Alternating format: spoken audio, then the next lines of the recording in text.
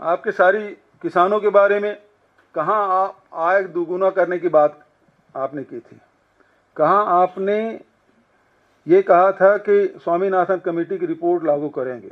आज भी किसान अपने उत्पाद को औने पौने दाम में बेचने के लिए मजबूर हैं। आप हरियाणा में, मध्य प्रदेश में 3100 रुपये में धान खरीदी की घोषणा आपने की थी, प्रधानमंत्री खुद कहा था, लेकिन क्या खरीद रहे हैं वहां? क्या लघु उपज की खरीदी हो रही है? क्या मिलेट्स के समर्थन मूल्य में खरीदी कर पा रहे हैं?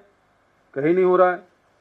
आप जो कहते हैं कि जो गरीब किसान हैं उसके लिए आपने योजना बनाई, लेकिन आपके आंकड़े बता रहे हैं कि 17% जो किसान हैं उसको जो पहले दिए थे 10 करोड़ समथिंग, अब उससे भी कम हो गया, 17% की कमी आ गई है।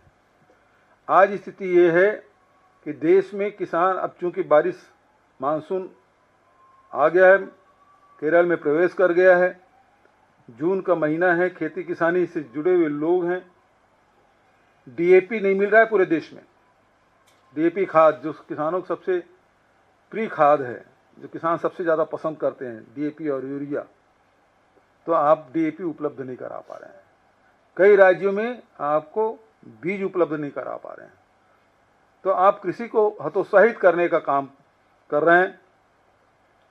फसल बीमा योजना, आप अपने मित्रों को लाभ पहुंचा रहे हैं।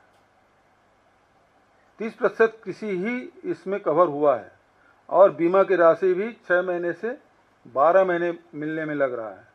अभी कितने ही राज्यों में ओले गिरे, बेमौसम बारिश हुई, उसमें फल सब्जी गर्मी फसल बर्बाद हुआ, बीमा का कोई लाभ नहीं मिला है। तो आप जो जितनी भी योजना आप बता रहे हैं, शौचालय की बात आप करते हैं, जिन जिलों को, जिन गांवों को आपने ओडीएफ प्लस घोषित किया हुआ है, आज भी खुले में शौच करने के लिए मजबूर है। कारण बहुत सारे हो सकते हैं, लेकिन महत्वपूर्ण कारण ये है कि पानी की कमी। आपने शौचालय तो बना दिया, पानी है ही नहीं।